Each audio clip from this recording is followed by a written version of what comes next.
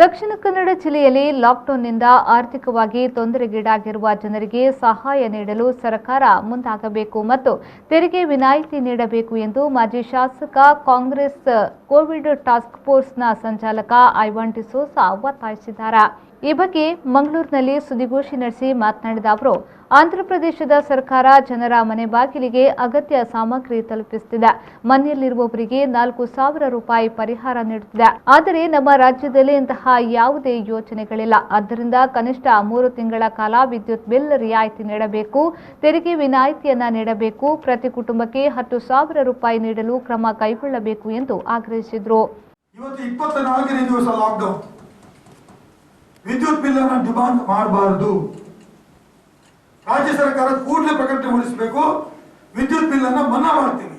ಕನಿಷ್ಠ 3 ಮಂತ್ಸ್, ಕನಿಷ್ಠ 3 ತಿಂಗಳ ವಿದ್ಯುತ್ ಬಿಲ್ ಅನ್ನು ಮನ್ನಾ ಮಾಡ್ತೇವೆ ಅಂತ ಹೇಳೋ ಘೋಷಣೆ ಇಮಿಡಿಯೇಟ್ ರಾಜ್ಯ ಸರ್ಕಾರ ಮಾಡಬೇಕು ಅಂತ ನಾವು ಈ ಸಲ ಡಿಮಾಂಡ್ ಮಾಡ್ತೀವಿ.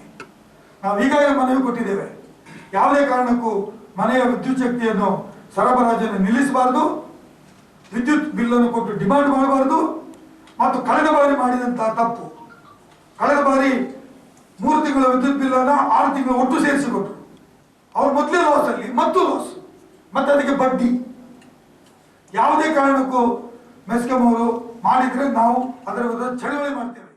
ಸುದ್ದಿಗೋಷ್ಠಿಯಲ್ಲಿ ಪಕ್ಷದ ಮುಖಂಡರಾದ ಶಶಿಧರ್ ಹೆಗಡೆ, ಮೊಹಮ್ಮದ್ ಕುಂಜತ್ಪೈರ್, ನವೀನ್ ಡಿಸೋಜಾ, ಅಪ್ಪಿ, ಕೆ ಭಾಸ್ಕರ್ ರಾವ್, ಶಾಹುಲ್ ಹಮೀದ್ ಮೊದಲಾದವರು ಉಪಸ್ಥಿತರಿದ್ದರು.